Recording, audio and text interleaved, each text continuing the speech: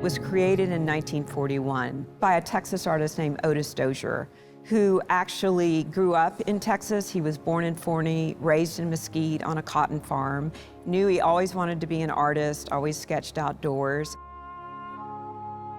So during the Great Depression, when it was such a terrible economic crisis, under Franklin Delano Roosevelt's New Deal program, there was first called the Public Works of Art Project, and that then was succeeded by the Treasury Department section of painting. And it was a means of commissioning artists to employ artists to work during such harsh times.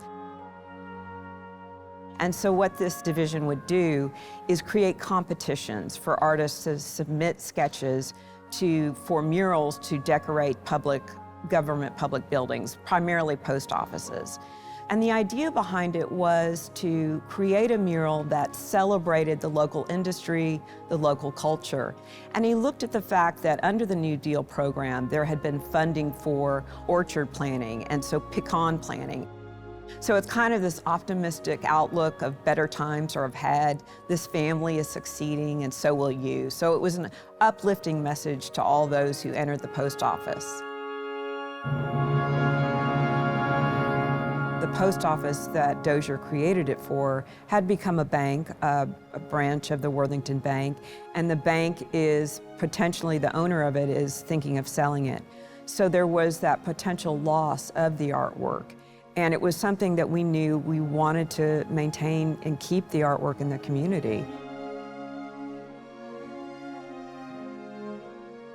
There were some tack holes in the mural at the top from where a frame had been attached, and along the bottom it had started to detach, but basically it was in excellent condition. Very distinctive brown nicotine layer on the surface, in addition to a grime layer because it was next to a window. The window was on the left side of it. And over the years, of course, they'd open the windows before air conditioning and have fresh air come in, so all the pollutants from the road came in. The mural is attached to a wall with white lead adhesive, and that made it a little more problematic because white lead is toxic, so we had to take more precautions in removing it. We had to wall off the area where we were working, and we had to wear suits and gloves and some protection when we were removing it from the wall. We were able to slip in a handmade spatula. At one point we had to go to Home Depot and find some long rulers that we ended up fashioning, and something that was flexible and thin that we could put underneath between the mural and the wall. There are conservators, Claire Berry and Peter Van de Mortel, were instrumental in restoring the work. So it actually arrived to them, the best way to travel it was to wrap it on what's called a sonotube. And so it came with a protective tissue on it.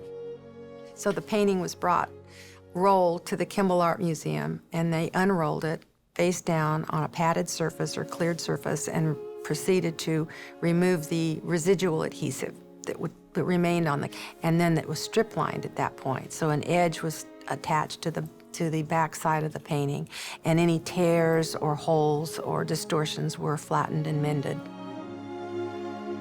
The whole process probably took at least a month, 7 weeks or so.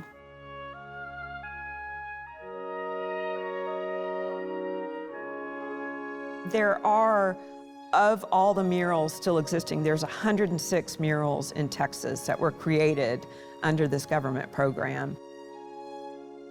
The rarity of being able to have one in the museum is unique.